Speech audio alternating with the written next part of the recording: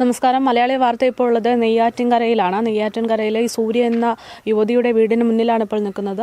സൂര്യയെ ആരൊക്കെയോ ചേർന്ന് വെട്ടി പരിക്കേൽപ്പിക്കുകയും ആശുപത്രിയിൽ കൊണ്ട് ഉപേക്ഷിച്ച് കളയുകയും ചെയ്ത സംഭവവുമായി ബന്ധപ്പെട്ടാണ് ഇവിടെ എത്തിയിരിക്കുന്നത്. ഇവിടെ എത്തിയപ്പോൾ അറിയാൻ സാധിച്ചത് സൂര്യയുമായി ബന്ധമുള്ള ഒരു ആൺ സുഹൃത്താണ് ഇവിടെ എത്തിയത് എന്നതാണ്. കൂടുതൽ തെളിവുകളൊന്നും പുറത്തു വന്നിട്ടില്ല. അയൽപ്പക്കത്തുള്ള ഒരാൾ ദൂരെ നിന്ന് കണ്ടു എന്ന് മാത്രമാണ് കേട്ടത്. സൂര്യയുടെ നില ഗുരുതരമാണ് എന്ന് പോലീസ് പറഞ്ഞിട്ടുണ്ട്. കൂടുതൽ വിവരങ്ങളൊക്കെ അന്വേഷിക്കാൻ പോലീസ് വന്നുകൊണ്ടിരിക്കുകയാണ്. വീട്ടിൽ ആരുമില്ലാത്ത സമയത്താണ് ഇങ്ങനൊരു സംഭവം നടന്നിരിക്കുന്നത് എന്നാണ് പറയുന്നത്.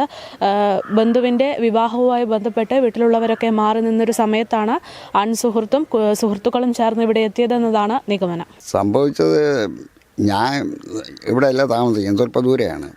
അപ്പം ഇങ്ങനെ ഒരു പാർട്ടി വിളിച്ച് പറഞ്ഞാണ് ഞാൻ ഇവിടെ എത്തുന്നത്. എത്തിയപ്പോഴത്തേക്ക് ഇവിടുന്ന് എല്ലാവരും കൊണ്ടുപോയി കഴിഞ്ഞു. അപ്പോൾ അറിഞ്ഞത്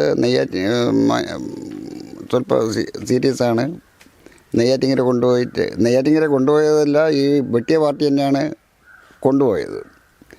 എന്നിട്ട് അവിടെ കൊണ്ടുവന്ന് OP ടിക്കറ്റ് എടുത്തിട്ട് അവിടെ ഉപേക്ഷിച്ചിട്ട് പോവുകയാണ് ചെയ്തതെന്നാണ് അറിവ്. പിന്നെ പോലീസും ആരോ കൂടി ചേർന്നാണ് ആശുപത്രിയിലാക്കി. അവിടുന്ന് നേരെ സീരിയസ് ആയതുകൊണ്ട് ഇവർ നേരെ മെഡിക്കൽ കോളേജിലേക്ക് വിട്ടു. ഇപ്പോൾ അവിടെയാണ്. ബാക്കി കാര്യങ്ങളൊന്നും അറിഞ്ഞില്ല. ആൾക്കാരൊക്കെ പോയിക്കുന്നേ ഉള്ളൂ. വീട്ടിലാരും ഉണ്ടായിരുന്നില്ലേ? വീട്ടിലാരും ഇല്ലായിരുന്നു. കാരണം ഈ വെട്ടുകൊണ്ടവരുടെ സഹോദരൻ്റെ ഭാര്യയുടെ അമ്മയുടെ മോൻ്റെ റിസപ്ഷനായിരുന്നു. അപ്പോൾ അതിലേക്ക് ബ്ലൗസ് പീസ് എന്താ വാങ്ങിക്കാനായിട്ട് അവളെ അമ്മ വെളിയിൽ പോയൊക്കെയായിരുന്നു. അച്ഛൻ സെക്യൂരിറ്റിയാണ്. അപ്പോൾ അവൻ രാവിലെ ജോലിക്ക് പോയി. പിന്നെ സഹോദരൻ ഇവിടെ എല്ലാം താമസം, ഭാര്യയുടെ അവിടെയാണ്. അപ്പം എവളിവിടെ ഒറ്റയ്ക്ക് ഉണ്ടായിരുന്നുള്ളതാണ് അറിവ്. വീട്ടിൽ വേറെ ആരും ഉണ്ടാവാറില്ലേ? വീട്ടിൽ അമ്മ എന്നെ കാണും. പിന്നെ മോളുണ്ട്. മോള് സ്കൂളിൽ പോയെന്ന് രാവിലെ സ്കൂളിൽ കൊണ്ടാക്കി. അപ്പോൾ അതൊക്കെ കഴിഞ്ഞാണ് ഒരു 10-11 മണിക്ക് നടന്നിരിക്കുന്നത്. എങ്ങനെയാണ് ഈ സംഭവം? അങ്ങനെ ആരെങ്കിലും കണ്ടിരുന്നോ? ഇതാരും കണ്ടില്ല. പക്ഷേ കൊണ്ടുപോകുന്നത് ഇവിടെ ആരൊക്കെ കണ്ടു എന്ന് പറയുന്നത്. ഇങ്ങനെ ഇത് കഴിഞ്ഞിട്ട് അവൻ ബൈക്കിൽ കൊണ്ടുപോകുന്നതായിട്ട് കണ്ടുവെന്ന് പറഞ്ഞു.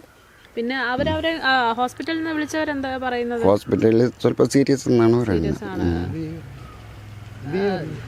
എന്താ വെട്ടേറ്റ് സ്ത്രീ എന്ത് ചെയ്യായിരുന്നു?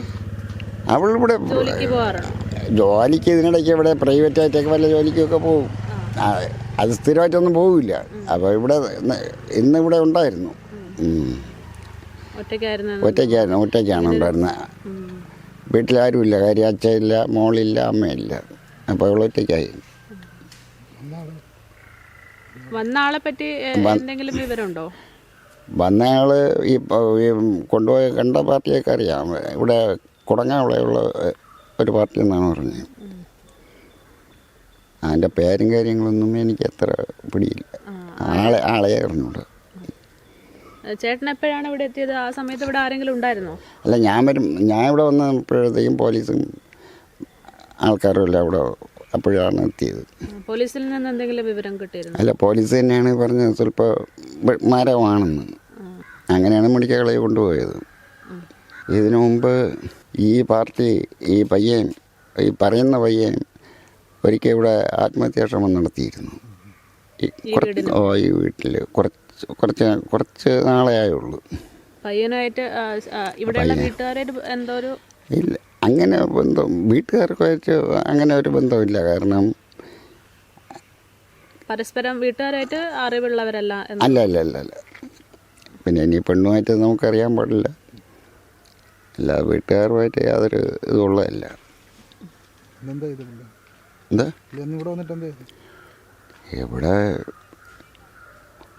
ഞാൻ പറയില്ല, നമുക്ക് ഇങ്ങനെയുള്ള കാര്യങ്ങളെ അറിയാവൂ. ബാക്കി ഇതിനകത്ത് നടന്ന കാര്യങ്ങളൊന്നും ബാക്കി നമുക്കറിയാൻ പാടില്ല. എന്താണ് സംഭവിച്ചു എന്നുള്ളത്, ഇതിനകത്ത് എന്തൊക്കെയാണ് കാര്യങ്ങളുണ്ടായതെന്നും. സഹോദരന് എങ്ങനെയാണ് ഈ നാട്ടുകാരായിട്ട്? സഹോദരനൊക്കെ നാട്ടുകാരുമായിട്ടൊക്കെ നല്ല ബന്ധമാണ്. വേറെ പ്രശ്നമൊന്നുമില്ല. നല്ല സഹകരണമാണ്. അവനും എല്ലാവരും സഹകരിക്കും, നാട്ടുകാരും സഹകരിക്കും. അവന് ഒരു കാര്യം വന്നു കഴിഞ്ഞാൽ അത് പൊതുവിൽ അങ്ങനെയാണ്. അവനിലൊന്നും വേറെ ഒന്നും പറയാനില്ല. അതെ, അത് വിവാഹാഭ്യർത്ഥന അങ്ങനെയല്ലോ? അത് എന്നാണ് അറിവ്. അഭ്യർത്ഥനയാണ്.